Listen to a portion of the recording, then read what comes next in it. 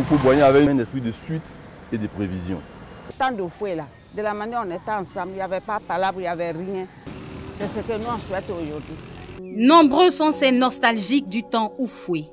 Comme pour dire, sous l'ère Félix Houphouët-Boigny, Yamoussoukro, capitale ivoirienne, brillait de mille feux. Ville touristique, ville verte, ville non industrialisée. Félix Houphouët-Boigny en avait rêvé pour Yamoussoukro, son village natal. 25 ans après sa mort, même si la ville continue de fasciner par la qualité de ses infrastructures, les effets du temps sont bien visibles. À l'entrée de la ville, l'hôtel Président, un monument futuriste construit en 1973. Cet hôtel prestigieux a aujourd'hui 45 ans et continue de recevoir les personnalités en visite dans la capitale ivoirienne qui rassemble de grandes bâtisses. À quelques kilomètres de l'hôtel Président, la maison du PDCI, parti fondé par Félix Houphouët-Boigny. La fréquentation du palais des congrès, jadis témoin d'événements importants dans la vie du parti septuagénaire, est aujourd'hui en perte de vitesse. En cause, les événements de la crise ivoirienne. La fondation Félix Houphouët-Boigny a eu beaucoup plus de chance. Devenue en 1997, la fondation Félix Houphouët-Boigny pour la recherche de la paix ne cesse de faire connaître l'œuvre de Félix Houphouët-Boigny, sa pensée politique et philosophique fondée sur la quête permanente de paix dans le monde. La fondation s'est bonifiée avec le temps. Houphouët-Boigny cultivait l'excellence. Quand il construisait, il voulait construire le plus solide. Quand il achetait, il voulait acheter le plus beau. Toujours le souci permanent de la recherche de la qualité et de la perfection. L'Institut national polytechnique Houphouët-Boigny, INPHB, se compte aussi parmi les œuvres de Félix Houphouët-Boigny.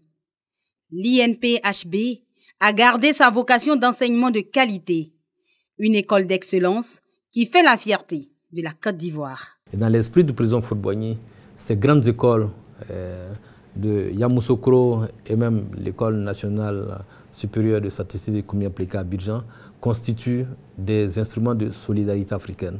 Après une mauvaise passe, elle retrouve aujourd'hui ses lettres de noblesse avec le soutien de l'État et du programme CEDD. Et avec des financements de la Banque mondiale, nous allons pouvoir continuer la réhabilitation et mieux agrandir les capacités d'accueil de notre institut et faire en sorte que les projets de réforme des programmes se poursuivent de sorte à avoir l'accréditation de certaines instances et qui permettent aux ingénieurs, aux diplômes d'ingénieurs que nous allons délivrer d'être reconnus internationalement.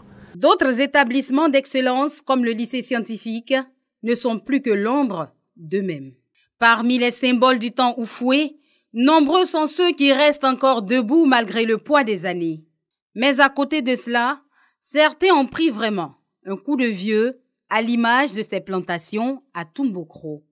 Propriété de Félix Houphouët-Boigny au départ, ces plantations ont été cédées à l'État ivoirien en 1978. C'est une plantation agro-industrielle qui a une superficie d'environ 2000 hectares. À peu près 105 hectares seront reboisés. Nous voulons faire du reboisement et de l'agroforesterie avec le programme PGDEC. Nous allons installer bientôt une usine de production de biogaz. Donc nous avons projeté de construire des fermes pour insérer après les jeunes. Les édifices et réalisations restent les traces de Félix Houphouët-Boigny. Ces routes aussi, fortement dégradées avec l'usure du temps. Toutes les routes, tout Yamoussoukro, toutes les routes sont dégradées. Mofeta, on ne peut pas passer. 220, ça ne peut pas. Habitat, ça ne va pas. Partout où on passe, vraiment, ce n'est pas des trous, c'est des caniveaux.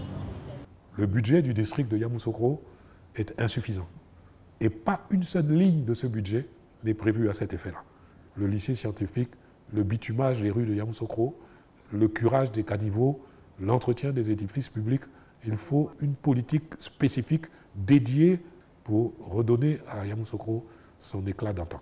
Les œuvres de Félix Houphouët-Boigny, des actes de générosité, des symboles à préserver, selon le petit-fils Augustin Thiam, aujourd'hui gouverneur du district autonome de Yamoussoukro. Célébrer Houphouët-Boigny, c'est bien, mais pratiquer ce qu'il préconisait en termes d'union entre Ivoiriennes et Ivoiriens serait encore mieux. La paix, une valeur et une des raisons pour laquelle le sage a fait construire en 1983 dans sa ville l'un des plus grands édifices du monde de la chrétienté, la basilique Notre-Dame de la Paix. Personne que soit en Côte d'Ivoire à l'extérieur n'a intérêt à ce que la basilique se dégrade. Tous nous sommes responsables de l'entretien et de la maintenance de ce joyau architectural. La basilique est une œuvre inachevée. C'est un projet qui appartient à toute la nation ivoirienne et que chaque génération doit améliorer. 25 ans après, l'ombre de Félix Houphouët-Boigny continue de planer sur Yamoussoukro.